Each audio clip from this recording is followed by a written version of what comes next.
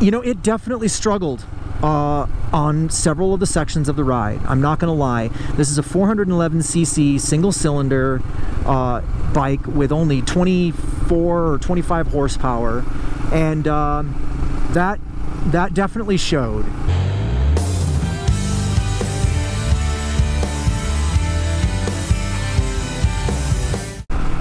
All right, welcome back.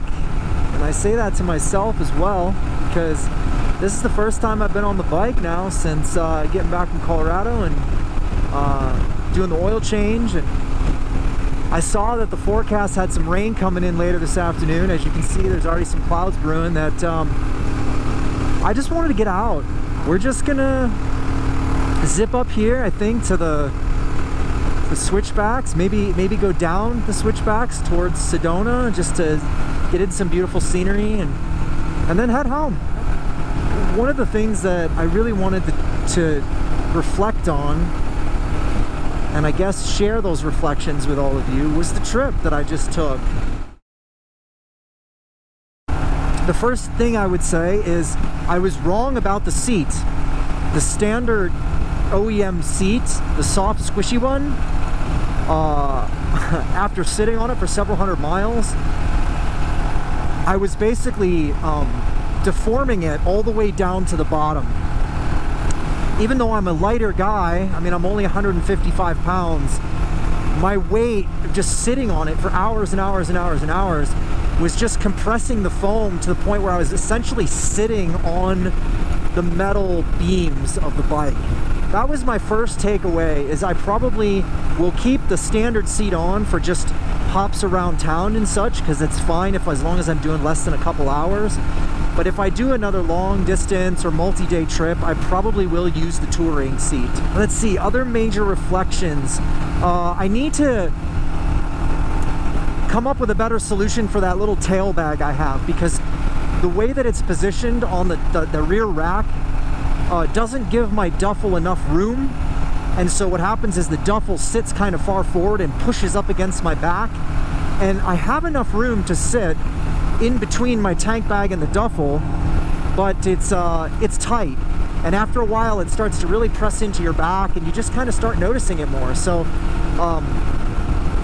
yeah, I think I may try to extend that rear rack out further, or just simply find a new way to store my tire repair stuff. So that's number 2. Number 3 is I honestly don't think I need the 2 fuel canisters. And as symmetric as I like being, and OCD as I am in many cases, I actually think the ideal solution for me for trips, unless I'm going someplace incredibly remote, would be to bring 1 extra fuel canister and 1 saddle bag, or 1 front rack bag, and then that way I have a little extra front storage if I want to store a water bottle or some snacks, or just some extra things that I don't want to have to get off the bike all the way around to a major bag in the back. I never needed both reserves. I definitely used 1 tank many times on this trip, but I didn't need 2. Speaking of bags, the tank bag, it's weird. I'm looking down and there's no bag. I'm so used to the bag being there. My overall impressions of the tank bag are that the tank bag itself, that Nomax bag, is fantastic. It's just a superb tank bag, and I think it served its purpose well, and I highly recommend it in that sense. There's a few little quirks about it that I was like, I could do without that, or I might change that, or something like that. But it is actually a really good tank bag. I mean, it's expensive, 200 bucks, so you get what you pay for. And it's definitely not a cheap investment, but it's a great tank bag. But the thing that I did come away with is also just that it takes some getting used to ride with a tank bag. It's positioned a little awkward for me, and it just took some getting used to. The other thing is, of course, you have to disconnect it and move it every single time you go to the gas station to get gas, because it's covering the gas valve. I do like, though, that when the tank bag's off, the way that the straps work is you can just literally strap the 2 pieces together, and then it's just out of the way, and it's perfectly fine the way it is. So I do like that. And then the side pieces just go off with the bag. And I love that tank bag could become a backpack as well, because I definitely used it in that capacity several times when I was just mulling around town and I needed a backpack. So yeah, great tank bag, but just a few things to consider. It is weird that it's not on there right now, just because I've been so used to it. And then of course, I think my biggest takeaway from the trip, and this kind of goes to almost a long-term review, and I think it's really important that, you know, I tell you guys all this, because it really does make a difference. And that is, I had the bike loaded up with quite a bit of weight. I had, you know, 2 gas canisters, a full 40-pound duffel on the back, 2 full panniers. I probably had 100 pounds of stuff on the bike. Plus me, you add another 150 or so, that's 250 pounds, you know, so the bike was pretty heavy, it was loaded. 250 pounds on top of the 400 pounds the bike already weighs. And, you know, it definitely struggled on several of the sections of the ride. I'm not gonna lie. This is a 411cc single cylinder bike with only 24 or 25 horsepower, and that definitely showed. And I've always said that I knew that going in, and I was comfortable with it, and most of the roads that I'd be going on would be, you know, secondary roads, so it wasn't that much of a concern for me. But even with that said, I had to push this thing basically as far as it would go, just to maintain the speed limit on 65-mile-an-hour roads. You know, most people on 65-mile-an-hour roads go 70, so to go 69 to 70 with fully loaded up, I had to basically weigh this thing, or I had to basically crank the throttle completely open. And if I was going on any sort of climb, I was constantly downshifting into 4th gear to maintain speed. So I was constantly fighting with it, struggling with it. If I was on a flat or downhill, I was fine, but if I was climbing, it was a constant battle to keep up my speed. And many times I had people right up on my butt on highways, just itching to get around me, you know, to pass me. And so there were dozens and dozens of times when I would simply pull over to the white line and just wave people by me. And that was pretty much my attitude the whole ride, is anytime I noticed a huge queue of cars behind me, I would just kind of inch over to the white line and just kind of wave everybody ahead of me, because it was easier for me to just let everybody pass than to try and maintain a speed that this bike just can't maintain. So that is my word of caution for you. If you envision yourself being on a lot of paved roads, a lot of tarmac, trying to go 70 for consistent periods of time, where you know the roads are single lane, meaning that people aren't going to be able to pass you all the time, you know, that's worth knowing. I mean, it's definitely underpowered in that respect.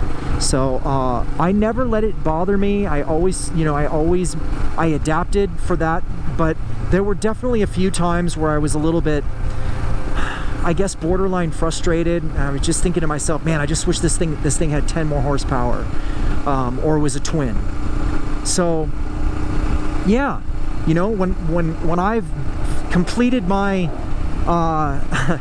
experience on the Himalayan years from now, and I've had my fill, and it's time for me to upgrade to a different bike, I'm definitely going to have that in mind. You know, if I'm going to be doing any sort of long distance touring or adventure riding where there's a lot of paved road, something I'm going to think about is the power. You know, do I want something a little bit more adequately powered, or something with a twin engine? You know, maybe a 600 or even a 700, like a Tenere or something. All of these things play into it, because of course you add more power, you add a bigger engine, you also add more weight. So all things to consider. So I think that's my biggest takeaway regarding the bike's performance. Otherwise, the bike performed just beautifully. Oh, I guess I did think of one other thing that I found to be just something that I've noticed. The fuel gauge, I have noticed, is overly conservative. So what I mean by that is, I went 33 miles on the reserve tank because I knew I had a spare canister, and I kind of wanted to see, I kind of wanted to push it, you know, to see if just what my range would be. And I put about 35 miles on the reserve tank, on the reserve. The needle was full on in the red. Like, it wasn't quite an E, but it was in the red. And I went to the gas station and filled it up, and it didn't even take 3 gallons. It was like 2.8 gallons. So, I mean, if that was accurate, I still had over a gallon of gas left in the tank. So, you know, I think what I really just need to do is I need to drive the bike.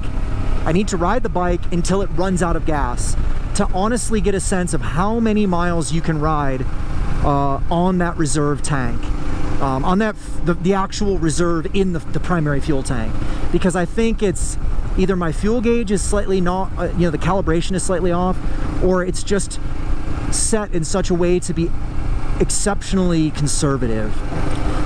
We're coming down into Sedona now, and it's getting really beautiful. I always love the red rocks down here. I've been blabbing away so much, I've been missing the scenery. So anyway, those are my primary takeaways. I think the cameras, the GoPros worked fine. I installed that new gear shifter assembly right before I left, and it was definitely, it operated great.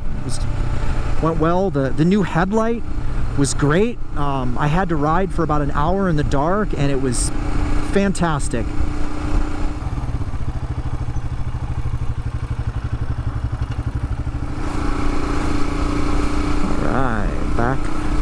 Heading back up the mountain. So wow, that's a lot to absorb, but I think all very good information to pass along to any of you out there that are you know, considering maybe picking up a Himalayan like I was a year ago. Look at that view, not too shabby. Oh, it's such a nice day for a ride. It just feels nice to be on the bike. So, all right, 6,000 feet and climbing. Man, last time I was down here, this whole valley was on fire. I don't know if you guys have seen that video that I posted, but huge fire just behind these ridge lines. It's creeping right up against town. The Raphael fire, thankfully it got put out, or it's now contained. And then we've gotten a ton of rain since then. So the good news is the fires are out. The bad news is we're getting a ton of landslides from all the loose soil now. You know, all the burned soil that's not constrained anymore. It's just kind of loose, and it's not being held together by good root systems, and it's just all sloughing off in the rains and causing huge mudslides, damaging a lot of neighborhoods. So that's that. Oh man, it feels good to just get on some twisties again. I have missed. It's funny that I've only been off the bike for a few days, but I feel like I've missed it tremendously. It really does become a part of you.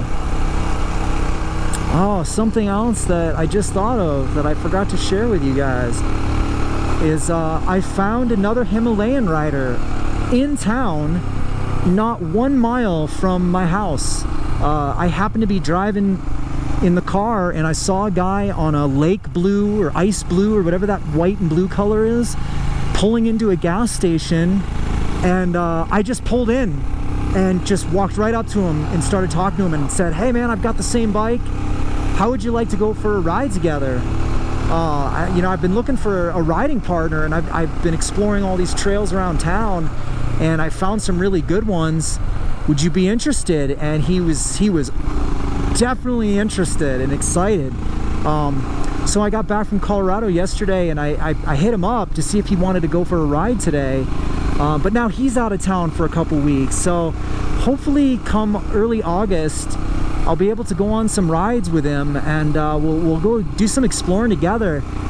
Team red and blue, right? Like the red Hemi and the blue Hemi. I mean, it's gonna be sweet. He's got a nice setup too. I mean, it's brand new. He just bought it at the same dealership I bought mine.